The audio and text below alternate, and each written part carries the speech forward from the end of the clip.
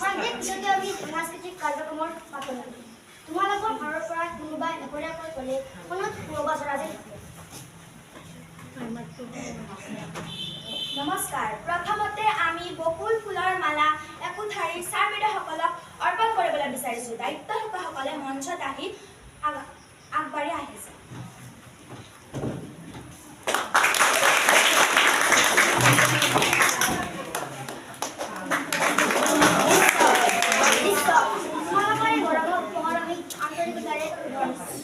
এতিয়া আমি সাংস্কৃতিকৰ মঞ্চ মুকলি কৰি দিছোঁ। তোমালোকে এতিয়া নৃত্য কৰিব।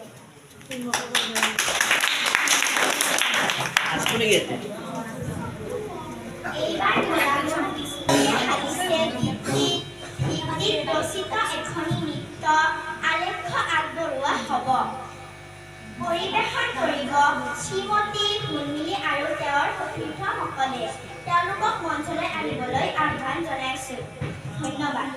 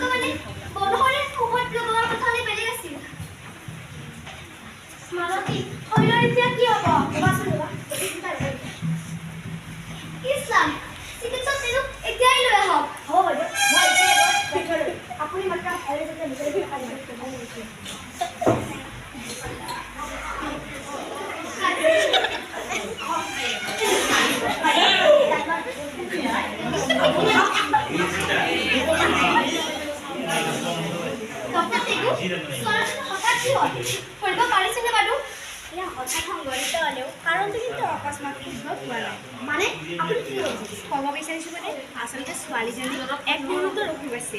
তেওঁ যোৱা কেইবাবছৰ ধৰি ভুগি আছিল আৰু কিন্তু মাক দেউতাকক ছোৱালীজনীৰ অসুখ নাজানে। হয়, মাক দেউতাকে এই কথা নিশ্চয় জানে, কিন্তু ছোৱালীজনী আনে বেমাৰী বুলি আহিব বুলি মাক দেউতাকে এই কথা নিশ্চয় লুকাই ৰাখিছিল।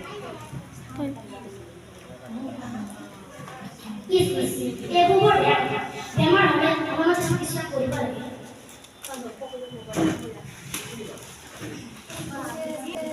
মই এতিয়া প্ৰয়োজনীয় ঔষধ পাতি লিখি দিছোঁ।